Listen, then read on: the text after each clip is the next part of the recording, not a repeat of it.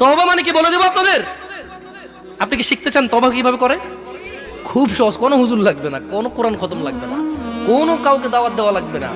দিন হতে হবে জরুরি নয়, রাত হতে হবে জরুরি নয়, নামাজের সময় হতে হবে জরুরি নয়, জরুরি নয় ওযু থাকতে হবে।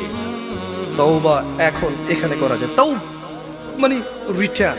তওব মানে কি? রিটার্ন মানে ফিরে আসা।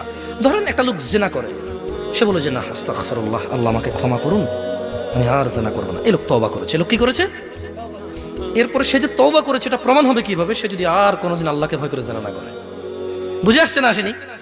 মদখোর বলল যে না আমি আর মদ খাবো না, কেন? আল্লাহ এটা অপছন্দ করে। তো এটা কিভাবে মানে তওবা বলে গণ্য হবে? যখন সে আর এই কাজ করবে না, যখন সে আর এই কাজ। তো শোনো, তোমার রব তোমাকে বলছে ইল্লা মান তাব, তবে যে তওবা করে, ওয়া আমানা ওয়া আমিলা সলিহা, অপরাধ থেকে ফিরে এসে ভালো কাজ কর্ম করে।